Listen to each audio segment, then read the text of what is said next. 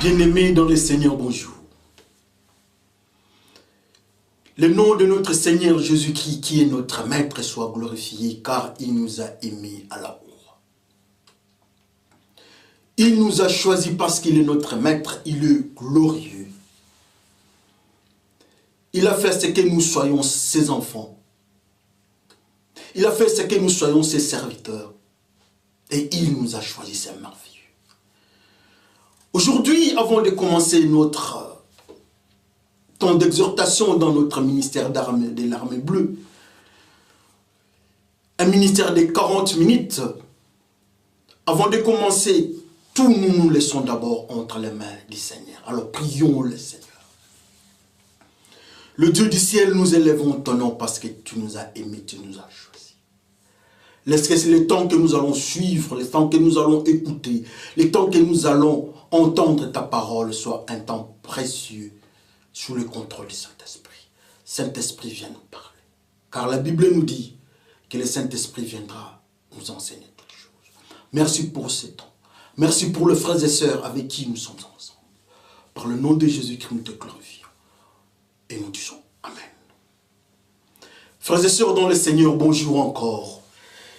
Aujourd'hui, nous avons un message intitulé « Les bébés cultivateurs repoussés ».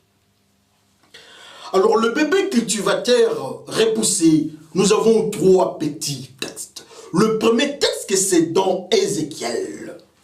Nous prenons nous tous, nous lisons dans le livre d'Ézéchiel. Ézéchiel 16, du premier chapitre. Pardon, Ézéchiel 16, du premier verset jusqu'au 5e. Lisons par le nom de notre Seigneur Jésus-Christ.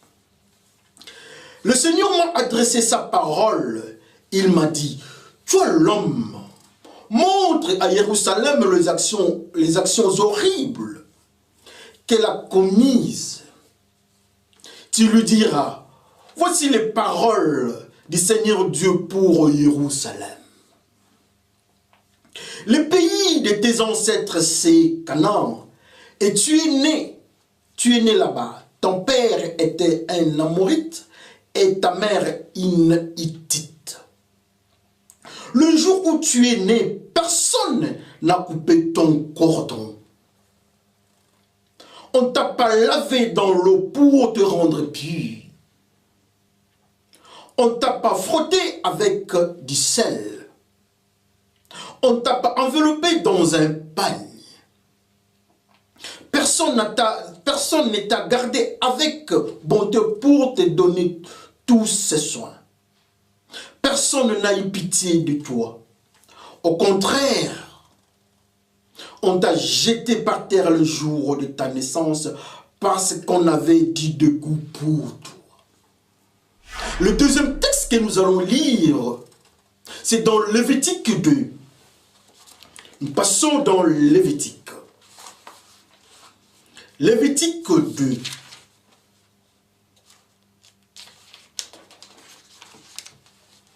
Au 13e chapitre.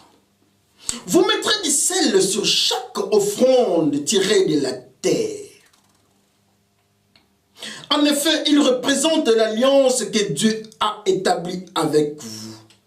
C'est pourquoi vous offrirez toujours du sel avec vos offrandes. Amen.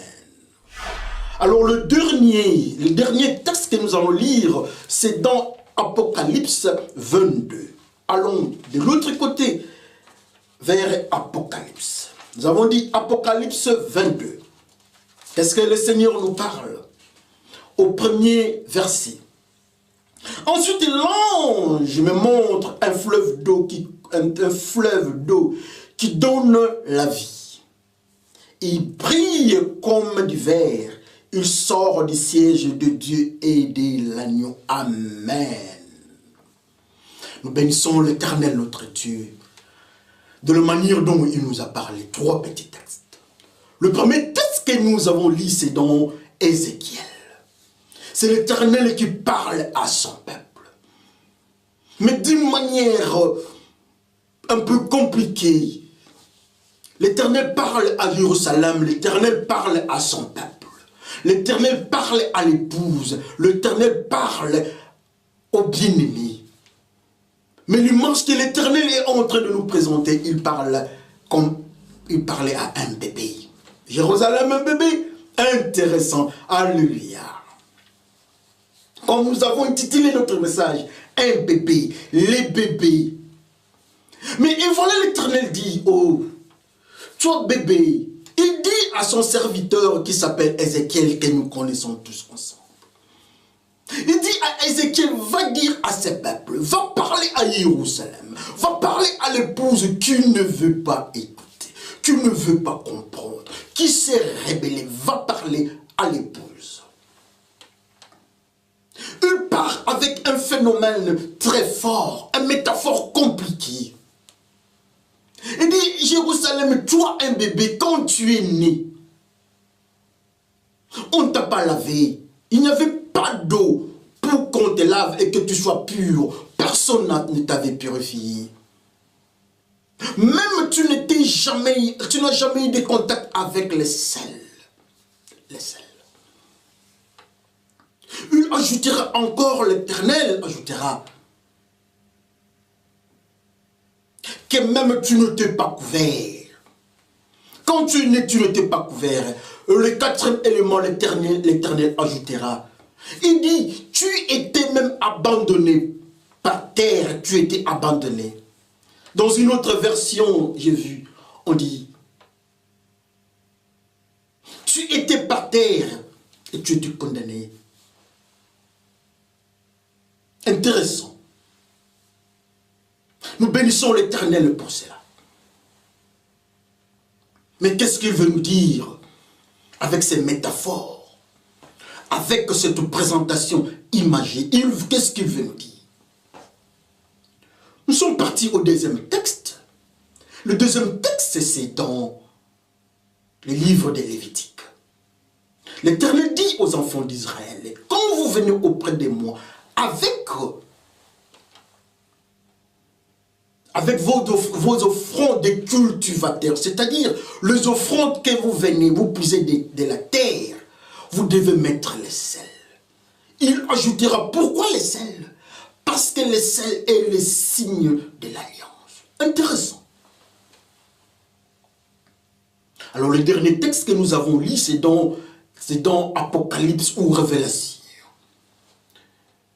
Là où on nous dit, l'ange parle au serviteur de Dieu, on dit, l'homme de Dieu dit, l'ange me dit que l'eau que tu as vue,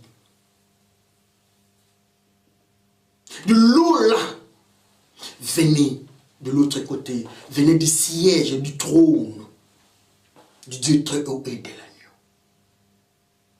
L'eau vive.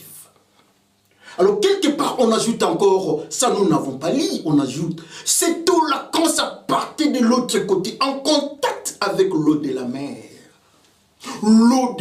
devenait pure.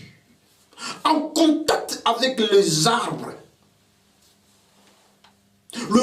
qui ne pouvaient pas donner des fruits, donner les fruits chaque mois.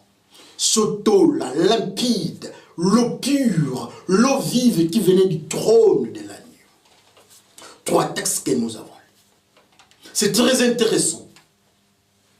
Mais pourquoi Dieu nous présente ces métaphores? Pourquoi Dieu nous présente cette image? Assurément, il veut nous enseigner. Le bébé Jérusalem. Jérusalem, un peuple de Dieu. Jérusalem, l'épouse. Jérusalem représente ceux qui craignent Dieu. Jérusalem représente la chrétienté. Jérusalem représente la vie chrétienne.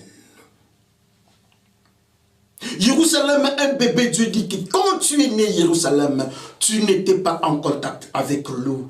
Tu n'étais pas en contact avec les sels. Tu n'as jamais été couvert. On ne t'avait pas couvert.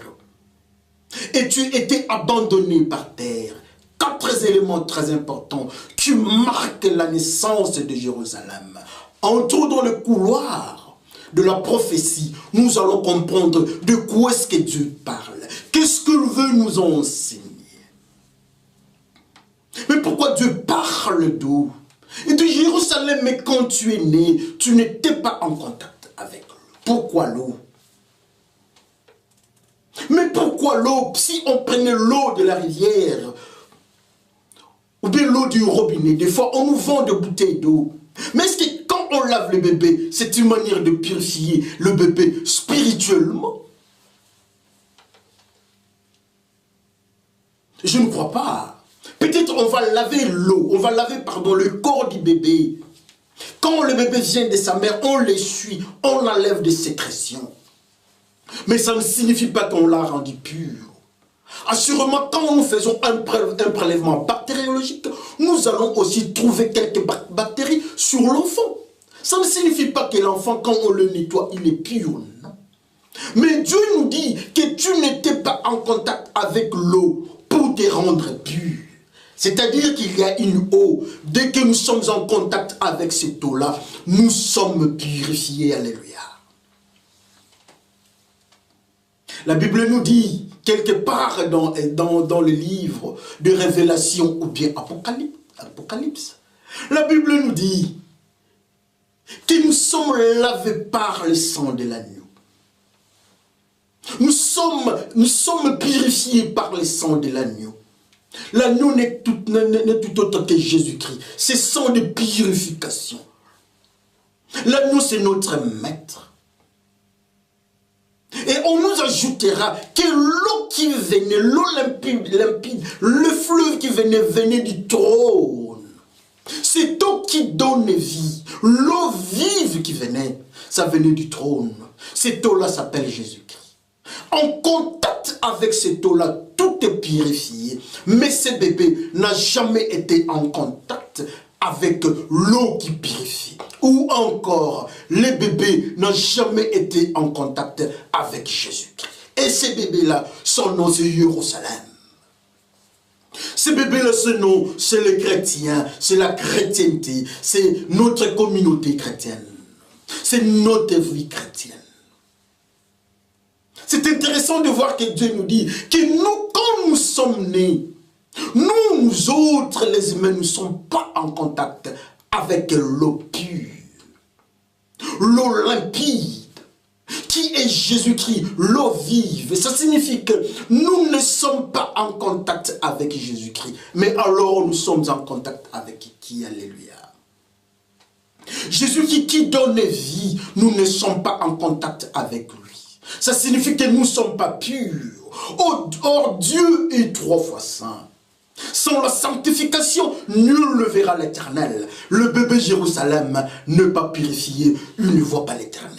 Alors de l'autre côté, nous autres, est-ce que nous sommes purs pour voir l'Éternel? Le bébé Jérusalem n'est pas en contact avec l'eau vive, il est impur. Est-ce que nous sommes en contact avec l'eau de vie? Si nous ne sommes pas en contact avec l'eau de vie, assurément, Dieu va nous repousser. Parce que Dieu est 3 fois saint. Souvenez-vous de l'histoire des lépreux qui étaient repoussés, qui étaient mis à côté parce qu'ils étaient impurs. Souvenez-vous de Myriam qui était frappée. Elle avait la lèpre, elle était mise à côté. Il fallait que le peuple, les enfants d'Israël l'attendent pour un temps dans leur marche.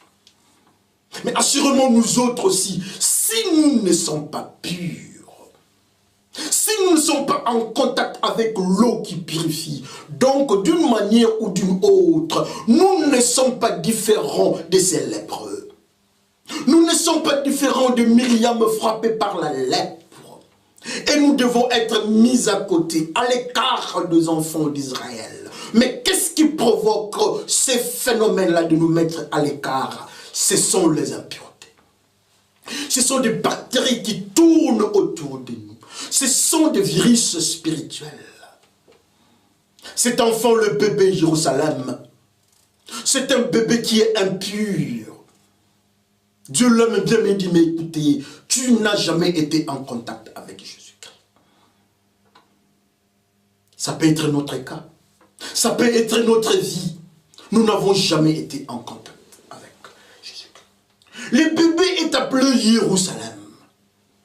La ville de Dieu. La ville de paix et de justice. Le peuple de Dieu.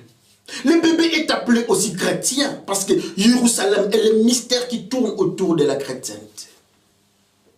Voilà ces bébés-là, tu nous dis que tu es Jérusalem. Les humains disent que non, tu es le peuple de Dieu. Mais moi je te dis que tu n'as jamais été pur.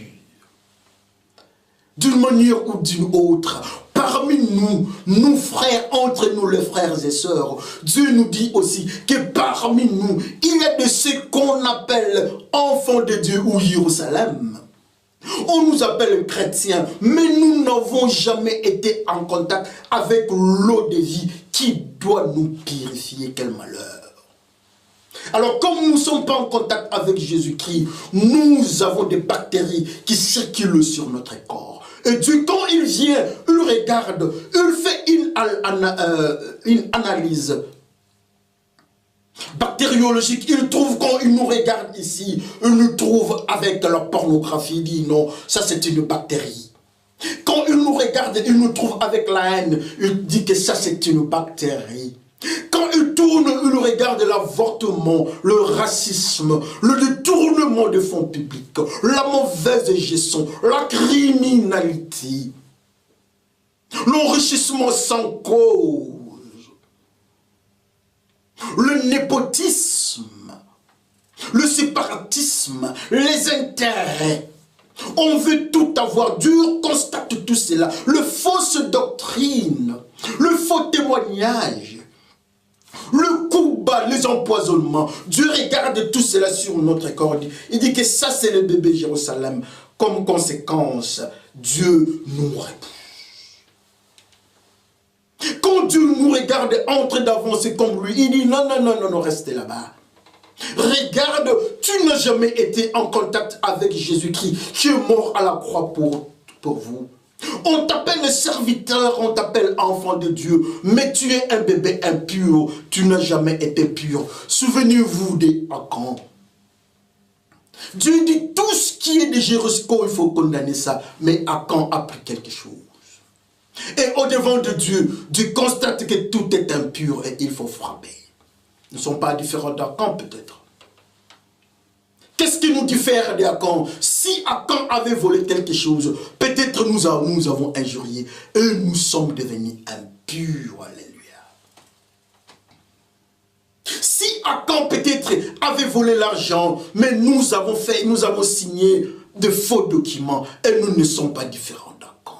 Alors quand nous venons tous au devant de Dieu, Dieu dit, le bébé Achan est impur, et les bébés pasteurs, le bébé ancien, le bébé diacre, tous sont impurs. Quel malheur! Nous n'avons jamais été en contact avec cet eau qui s'appelle Jésus-Christ.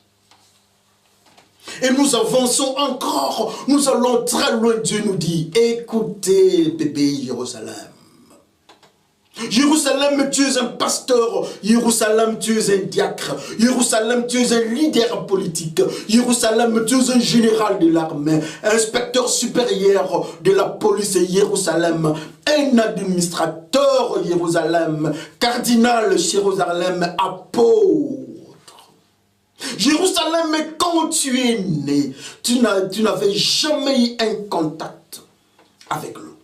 Il ajoute encore, il dit, même quand tu es né, tu n'étais pas en contact avec les sels. Oh, les sels. Qui peut accepter à ce que son bébé soit en contact avec les sels? Même les médecins ne vont pas accepter parce qu'il y aura une réaction extemporanée, c'est-à-dire une réaction directe. L'enfant, la peau de l'enfant sera irritée. Alors Dieu parle de quoi? Quel type de sel? Le seul Dieu dont Dieu nous parle, c'est un sel spirituel. Nous allons dans le livre de Lévitique. Dans Lévitique, Dieu dit, quand vous venez avec l'offrande, vous venez avec les offrandes au devant de moi. Quand vous venez avec ça, il faut ajouter les sels. Quand vous venez avec votre sacrifice au devant de moi, ajoutez les sels. Votre offrande doit être en contact avec les sels. Parce que les sels est le signe d'alliance, représente l'alliance entre vous, peuple, et moi. Jésus-Christ, la nouvelle alliance. Le bébé n'a jamais été en contact avec l'eau pure, l'eau vive qui est Jésus-Christ. Et le bébé aussi n'est pas en contact avec les sels, qui est la nouvelle alliance et qui est Jésus-Christ. Le même bébé, un bébé conflictuel. Dieu nous parle en métaphore. C'est un bébé pasteur, un bébé pasteur en difficulté. On regarde, on dit que le bébé est pur. On dit que le bébé est saint, un bébé inoffensif. Mais quand Dieu vient dire, non, non, ce bébé est en conflit avec moi. Moi, Dieu, je ne peux pas, le bébé ne peut pas m'approcher pour la simple raison que ce bébé n'a jamais été en contact avec les sels. Le bébé ici n'a jamais fait une alliance avec moi, Dieu. Le bébé ici n'a jamais été en contact avec la nouvelle alliance. Mais alors peut-être le bébé était en contact avec l'ancienne alliance. L'ancienne alliance, c'est dans nos cultures. Nous avons une alliance, nous avons un rapport avec nos anciens. Nous avons un rapport avec nos ancêtres, une manière de vivre que nous nous sommes donnés. Mais quand Dieu dit, ce n'est pas ça l'alliance. L'alliance, c'est Jésus-Christ dans la pureté. L'alliance, c'est Jésus-Christ, la manière dont il nous parle. Il nous enseigne. Comment est-ce que nous devons vivre? La nouvelle alliance, l'adultère tombe. La nouvelle alliance, l'ancienne vie tombe, le escroquerie tombe, le détournement de fonds publics et des salaires des serviteurs, des servants tombe. De faux documents tombent.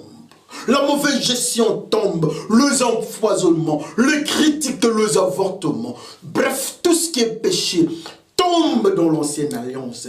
Et le bébé pasteur, le bébé ancien, le bébé chrétien, le bébé Jérusalem, il a maintenant une nouvelle alliance. Quand Dieu vient, il dit oui. Mais ce bébé n'est pas en contact avec le sel. C'est un bébé en conflit avec Dieu. Ce bébé-là, son nom, c'est le pasteur. Ce bébé-là, son nom, c'est l'ancien qui vit dans les péchés, qui est en dehors du péché, en dehors de Jésus-Christ, qui a signé une alliance avec le monde.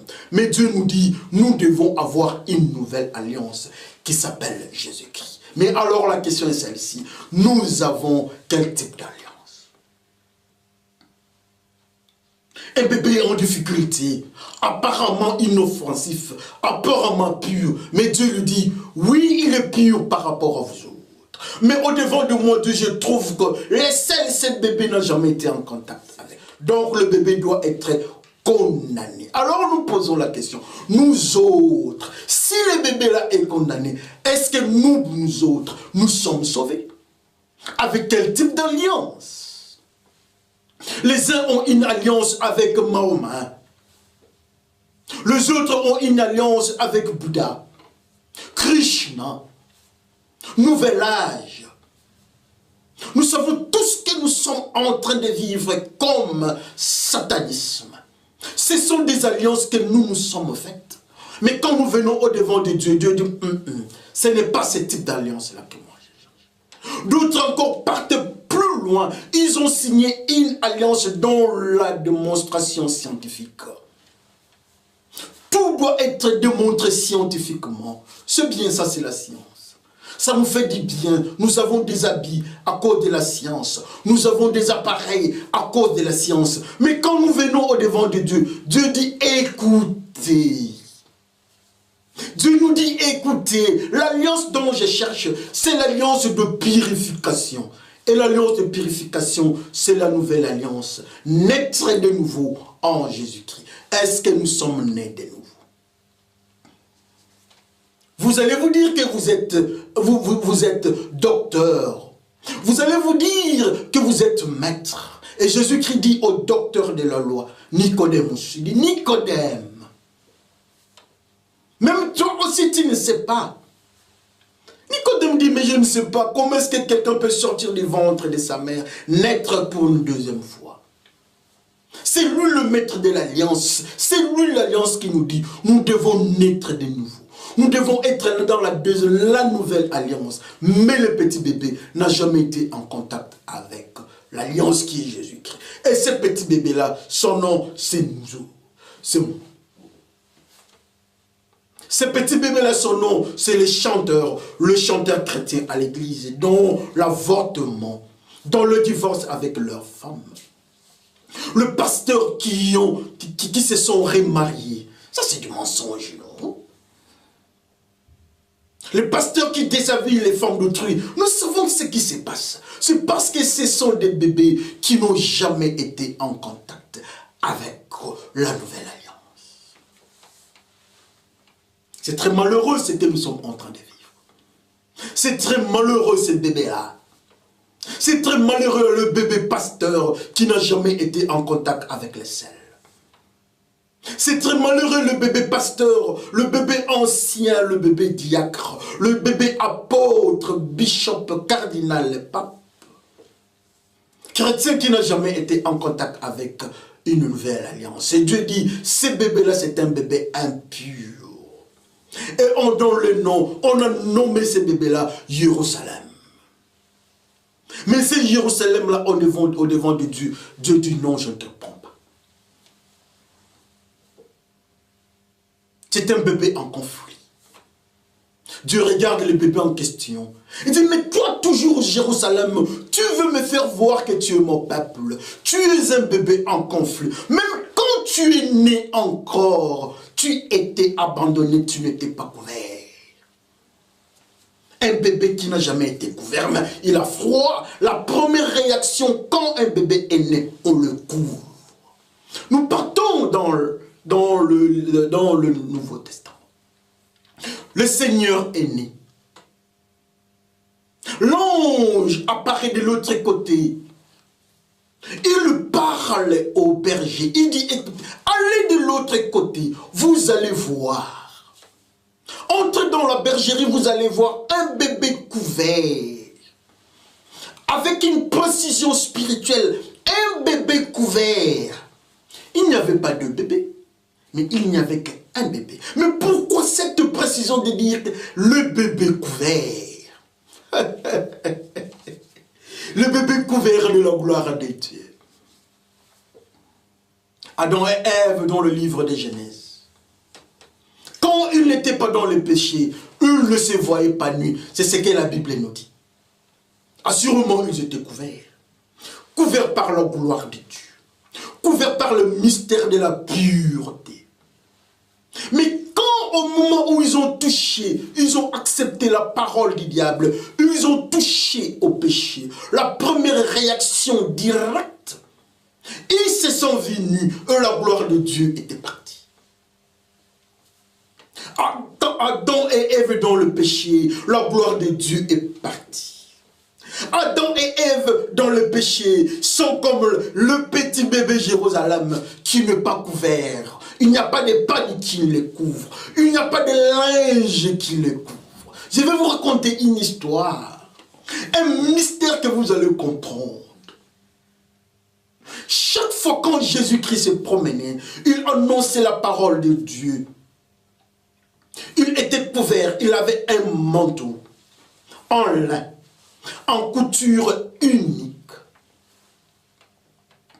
Mais le jour que Jésus-Christ, le moment où Jésus-Christ avait accepté de prendre nos péchés et mourir à la croix, la dimension prophétique pour le soldat romain était d'enlever ces manteaux-là de la gloire de Dieu.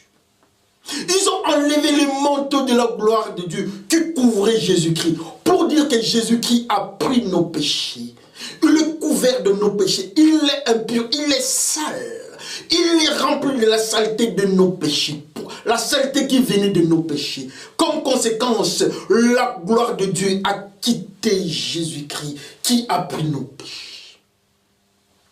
La gloire de Dieu qui le couvrait a quitté Jésus-Christ. Et Jésus-Christ était sali par nos péchés. Jésus-Christ est sans gloire de Dieu. Et ces bébés aussi. Et comme Jésus-Christ avec nos péchés. Jésus-Christ est sans habit. Adam et Ève sans habit. Et le bébé aussi sans habit. Alors toi, tu es habillé où? Les habits de Jésus-Christ sont partis parce qu'il a pris nos péchés. Adam et Ève, les habits sont partis parce qu'ils ont accepté la parole du serpent. Mais alors, toi, bébé pasteur, toi, bébé chrétien, toi, bébé prédicateur, tes habits sont partis. Pourquoi? Que chacun regarde sa vie. Je peux même aller très loin. Quand Noé a accepté de cultiver la terre là où Dieu avait maudit. Dieu avait maudit la terre, mais Noé est parti cultiver la terre. Comme conséquence, il s'est retrouvé nu. Que chacun regarde sa vie. Ah oui, c'est très malheureux. Les disciples de Jésus-Christ, on vient arrêter Jésus-Christ. Les disciples fuient Jésus-Christ. En fuyant, le soldat romain prenait sa robe. La Bible nous dit que les disciples est parti nus. Ils sont restés avec la robe des disciples en présence de Jésus-Christ. Les disciples veulent fuir Jésus-Christ, il est parti. Mais alors toi tu es nu, pourquoi? Qu'est-ce qui fait que nous soyons nus? Que chacun regarde sa vie. Peut-être nous sommes nus parce que nous sommes dans la drogue, alcool, prostitution, avortement, magie, sorcellerie, mensonge, bref, dans les péchés. Le détournement de fonds publics, la mauvaise gestion. Et voilà, nous sommes nus au devant de Dieu, comme ces petits bébés. Nous sommes nus au devant de Dieu, comme Adam et Ève dans le péché. Nous sommes nus au devant de Dieu, comme ces disciples qui voulaient fuir Jésus-Christ. Quel malheur! On nous appelle Jérusalem, mais nous sommes de Jérusalem sans habit. Nous sommes Jérusalem sans la protection de Dieu, la robe de Dieu. Dieu dit aux enfants d'Israël, vous quittez l'Égypte, mettez la robe. Mais cet enfant n'a pas de robe. L'enfant n'est pas protégé. Maintenant, je pose la question. La Bible, au même moment l'enfant naît, il n'est pas protégé, il est nu. Au même moment l'enfant Jésus-Christ naît, il est couvert. Qui a la gloire de Dieu? Alors nous sommes de quel côté? Jésus-Christ est né, il est pur. L'enfant n'est pas pur. Mais qu'on se voie, nous autres, nous sommes de quel côté? Nous sommes nus ou bien nous sommes comme le bébé Jésus-Christ? Que chacun regarde sa vie. Nous sommes en train d'enseigner. Est-ce que nos doctrines, ce sont des doctrines de nudité ou bien de la pureté de Dieu? Dieu dit même dans une des églises de l'Asie. Il dit, tu parles trop, tu dis que tu es riche, mais tu es pauvre et nu. Nu ou encore tu es pauvre sans la gloire de Dieu. Quel malheur. Alors nous autres, des fois nous nous disons que nous sommes riches. Je ne parle pas de la richesse du monde, la richesse matérielle, dans des banques, avec de l'or, non. Je parle de la richesse spirituelle. Quand Dieu dit que cette église-là est nue, est-ce que nous sommes habillés? Quand Dieu dit que le bébé est nu, est-ce que nous sommes habillés? Quand Dieu dit que Jésus-Christ a pris nos péchés, on a pris la robe, est-ce que nous sommes habillés? Quand la Bible nous dit que Adam et Ève ont perdu la gloire de Dieu, ils se sont retrouvés nus, est-ce que nous sommes habillés ou bien nous sommes de la descendance d'Adam et Ève? Dieu veut seulement nous dire que ce bébé-là, nu, est de la descendance d'Adam et Ève dans le péché. Mais nous sommes de quelle descendance? Dieu nous dit seulement que l'enfant qui est dans le péché, l'enfant qui représente le péché, le bébé qui représente le péché est différent de Jésus-Christ, qui est né couvert de linge. Mais alors nous sommes de quel côté? Que chacun regarde sa vie. Et voilà encore Dieu amène encore une autre dimension pour assommer cet enfant. ce bébé, un bébé en conflit, Dieu dit que même quand tu es né, tu étais abandonné sur terre, personne ne voulait te toucher parce qu'ils avaient un dégoût de toi. Oh là là, comment un bébé inoffensif, tout le monde veut le protéger. Mais de l'autre côté, Dieu dit que non, tu étais sur terre. Pourquoi le bébé doit être sur terre? Personne ne peut accepter un bébé naître et le laisser sur terre. Assurément, le bébé en contact avec la terre, il sera rempli de bactéries. Alors, dans le mystère spirituel, c'est dans cette logique-là qu'on nous enseigne. Le bébé était sur terre, rentre dans le livre de Genèse. Je maudis la terre à cause de toi, Adam. Donc, dans le principe prophétique, la terre représente la malédiction. Et voilà, les bébés se trouvent sur la terre. Le bébé est de l'autre côté, en contact avec la terre. Je vais vous raconter une histoire. Dans la même famille, Caïn et Abel. Abel prend son offrande, le sacrifice, en tant que berger. Berger, c'est dans la lignée de ces bébés-là qui étaient couverts, ou Jésus-Christ. Dans la lignée des bergers, il part avec les sacrifices, Dieu accepte. Mais Caïn part avec les sacrifices de ceux qui sont dans les lignées, dans la lignée des cultivateurs. La Bible nous dit qui a pris les sacrifices de son travail des terres. Il part chez Dieu, Dieu dit non, je ne prends pas ça, je ne touche pas à ça. C'est parce que c'était les sacrifices, c'était quelque chose d'impur, la terre. Je ne parle pas de la terre que nous sommes en train, je ne m'attaque pas aux cultivateurs qui nous donnent les riz, qui nous donnent à manger. Mais je parle de la terre, le mystère des terres par rapport à Adam. Caïn est parti avec cette nourriture-là pour présenter au devant de Dieu comme sacrifice. Dieu refuse.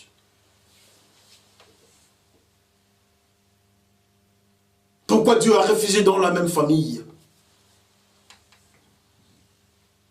Que chacun regarde sa vie. Nous avons quel type de sacrifice? Et l'enfant, on nous dit que l'enfant est parti encore en contact. Il touche à la terre comme Caïn.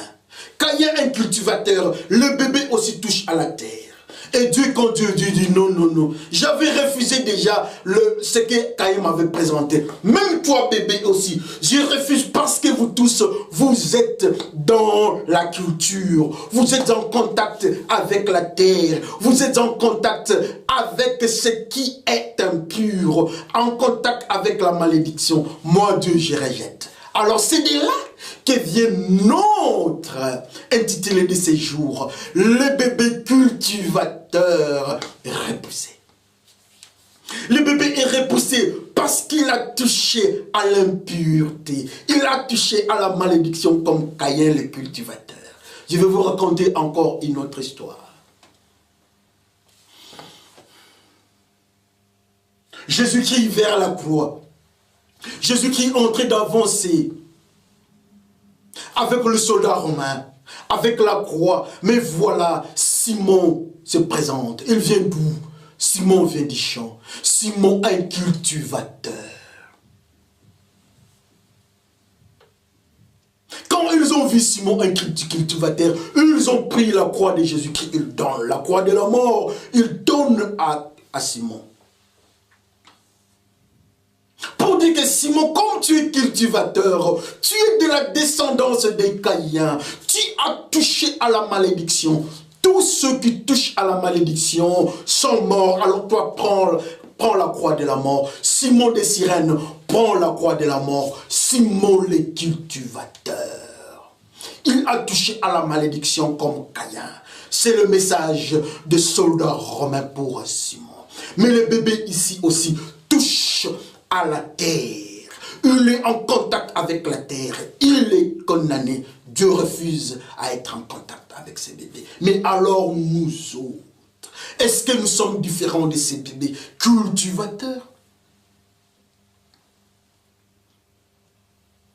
Nous sommes en train de cultiver des fois, avec nos téléphones, nous cultivons des films pornographiques, des mauvais messages, de lesbianisme, les filles entre elles, pardon.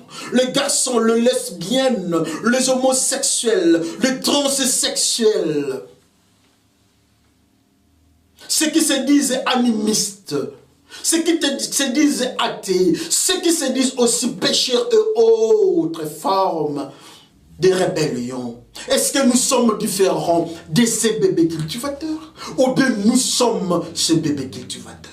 C'est Dieu qui nous pose cette question aujourd'hui. Que chacun regarde sa vie.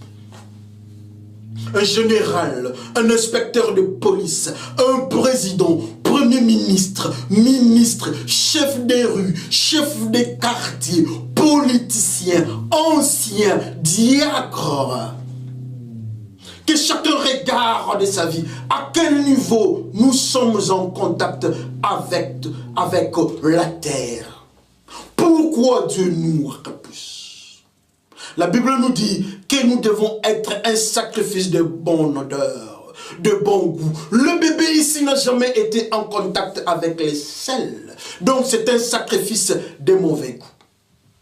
Le bébé ici est en contact avec la terre. C'est un sacrifice de mauvais goût.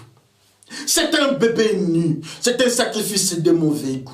Mais alors quand nous venons au devant de Dieu, nous sommes un sacrifice de bon goût ou bien nous sommes un bébé cultivateur. Que chacun regarde sa vie. Que le Seigneur bénisse son peuple. Prions. Prions le Seigneur. Oui Seigneur, c'est fort. Nous sommes en train de voir une métaphore qui nous assomme. Et nous nous rendons compte que ce bébé-là, c'est moi, c'est mon frère. Et nous demandons pardon. Pardonne-nous, Seigneur, nous sommes dans le péché. Un sacrifice de mauvaise odeur. Et tu nous as repoussés. Que le sang de l'agneau nous couvre. Père, par le nom de Jésus-Christ, je te glorifie. Je te dis Amen. Souvenez-vous. Le bébé est nu, mais Jésus-Christ, le bébé Jésus-Christ n'est pas nu. Souvenez-vous, le bébé n'est pas en contact avec l'eau, mais Jésus-Christ qui est l'eau vive est en train de nous attendre. Il veut nous laver avec son sang. Le bébé n'est pas couvert, mais le salut qui nous couvre, c'est Jésus-Christ et il nous attend. Jésus-Christ, le bébé est en contact avec la terre. Mais Jésus-Christ est venu pour prendre cette malédiction qui est la terre, afin que nous soyons purifiés. Je vous présente Jésus-Christ pour qu'il soit votre Seigneur et Sauveur. Que le Seigneur vous bénisse. À la prochaine, toujours dans le ministère de l'armée bleue. Que Dieu vous bénisse. Merci.